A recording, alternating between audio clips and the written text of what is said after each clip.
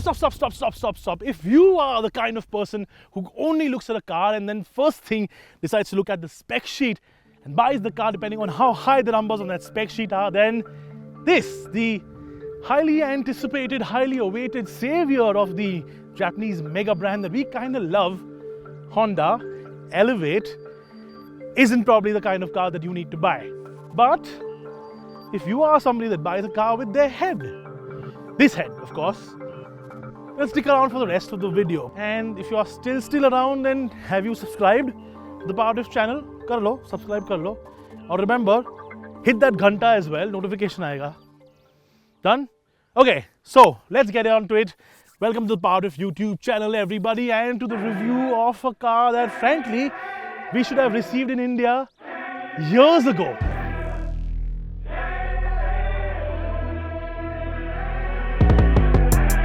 Back against the wall, they gon' hunt for me.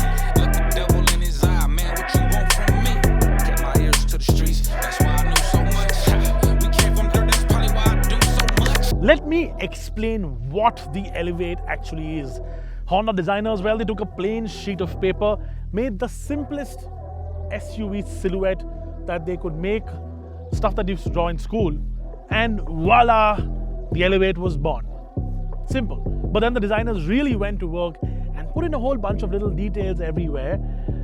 But the crux of it, at the heart of it all, they kept it simple, they kept it unpolarizing. And I like that because I think an unpolarizing design today means a design that ages better a few years from now when I can actually afford it used. But judging from some of the comments that I've seen you guys make on our previous video and on Instagram, I don't think you guys like it a lot. So maybe the design is a little polarizing. I like the squareness of it. I like the simple headlamps and the fact that the grille almost looks under-designed. I like how it's not very complex for the sake of being complex. And I like its overall stance. And then there are some things that I don't like. Wheels look like they're from a decade ago. And those tail lamps, the non-LED bits, they look cheap. Oh, and if you really stand far away and squint, it sort of looks like an Ignis blown 125%. If I had to score it, it would be a 7.5 on 10 for being nice. Not super impressive, just nice. Really nice and non-threatening.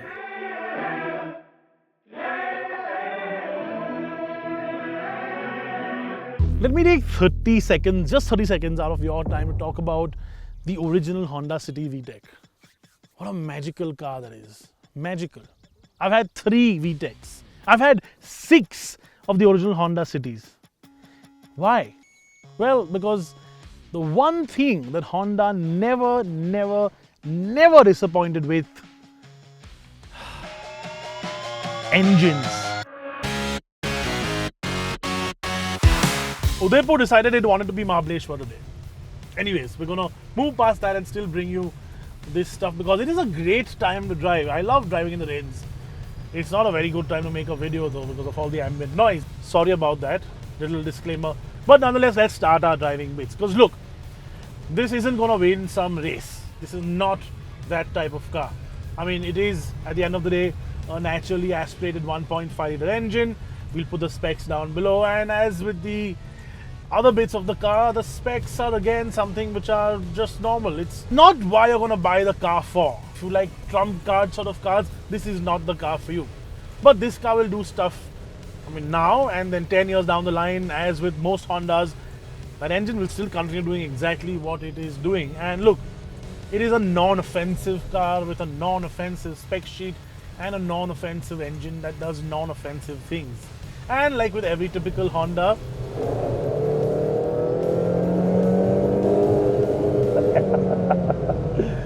it puts a smile on your face. It drives a little slower than what Honda's used to, but rev it does. Now look, this has got a 6-speed manual gearbox.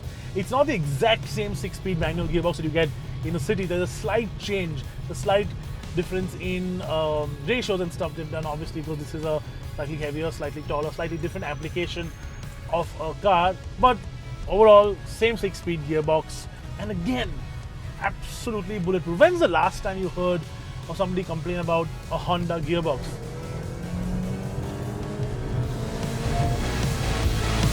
I haven't. And you know what I really like about this car? The fact that it still bounces off the rev limiter, and there is no soft limiter like you find in so many other cars in this sort of category. Are you gonna use it flat out like a complete lunatic? No, probably not. Does it feel nice if you could? Of course. The engine does its job like we expect, and also just as I expected, so does the chassis. There is a lightness about it, but it's not too light that it feels unsafe or unnerving. It rides well, but not as well as a Grand Vitara. It handles well, but not as well as a Taygun. But what it has is the sum of all. We rated the design at 7.5, and the driving bits, those will be a 7.5 too, largely helped by that really good 1.5 liter engine. It's just, what's that word for it? Oh yeah, nice. It kind of makes everyone happy. And that brings me to the other part of what I really like about this car. The fact that it still has a Honda DNA to it. It feels still like it drives well. It doesn't feel as great as, say, the Hyundais and even the Maruti Suzuki Grand Vitara. But remember, both those cars have a slightly different powertrain, and this still feels, in terms of a chassis, like it's competent. It could handle more. Now let me be the bearer of bad news as well. If you are waiting for a hybrid version of the Elevate, you ain't getting one. If you're waiting for an electric version of the Honda Elevate, you are getting one, but it's 3 years away. So for now, we're gonna drive this, or well, you guys, if you want one, are gonna have to be content and drive this non-offensive Honda that does everything rather well and nothing really, really great.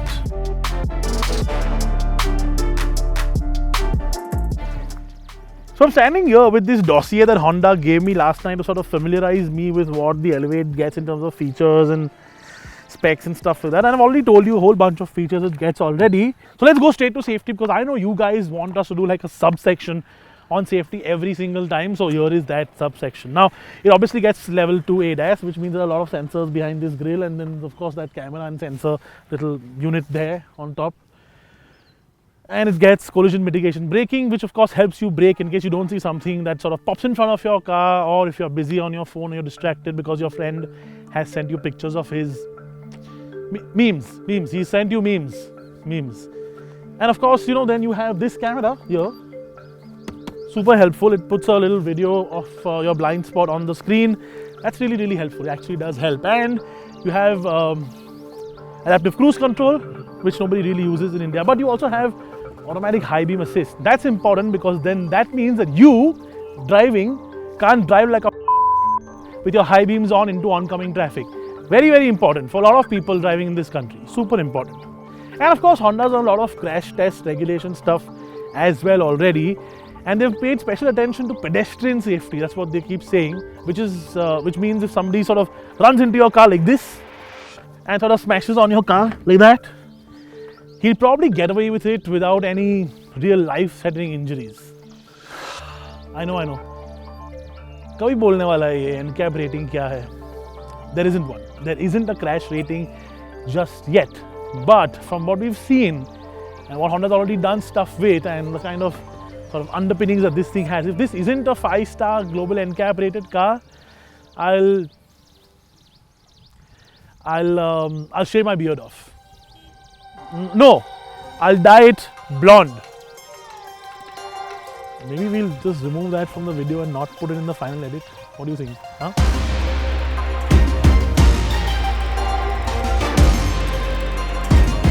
I think we can pretty much sum this car up really well with that term that I've used a few times now, inoffensive. That's exactly what the interior is as well. I mean, look, it reminds me of an older Accord, and that's as sort of docile a car can actually get, isn't it? The older Accord. But doesn't it remind me of the older Accord in terms of the lack of features, for example, or the lack of general design? stuff here is designed. There are some nice grooves and curves and bits that are actually really well thought of and well made. I like the wooden or the fake wood trim on the dashboard as well, and the leather wrapped seats and the dashboard and the side door panels are all really nice and soft touch. It feels like it's a car from the mid 2000s where the point of quality was all these soft touchy materials. There are of course some cheap bits like the glove box, which feels really cheap. It feels like it came off the Amaze, for example. And then there are some little harder plastics on the dashboard and on the bottom of the door panel here.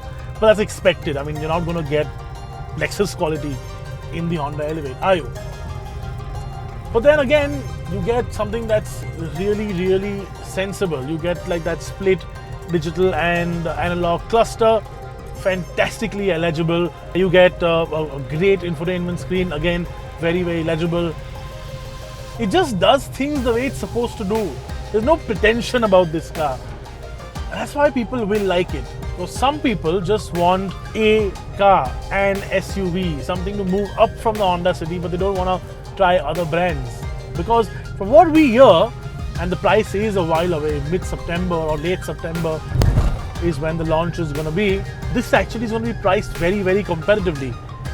Sub 20 lakh rupees on road is the sort of ballpark we're getting. I highly doubt they're going to match that sort of price point. But look, they don't have a turbocharged engine, they don't have a fancy schmancy dual clutch gearbox, they don't have a hybrid system. They can actually capitalize and price this really, really well and make this a very, very good value proposition.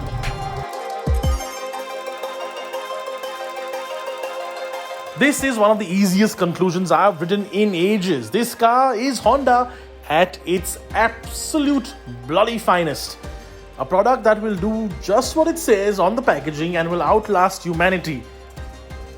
It's what I'd buy my family if they don't care about performance or a dumb long list of features, because it is missing some features like that panoramic roof and the cool seats. I'm guessing that will come in the facelift. But for now, the magic answer to should I go and buy one? Well, that's a yes. But don't expect to be wowed by it. Unless of course you're watching this in 2033 and your Elevate is still running perfectly, which it will, and in which case you will be wowed by it.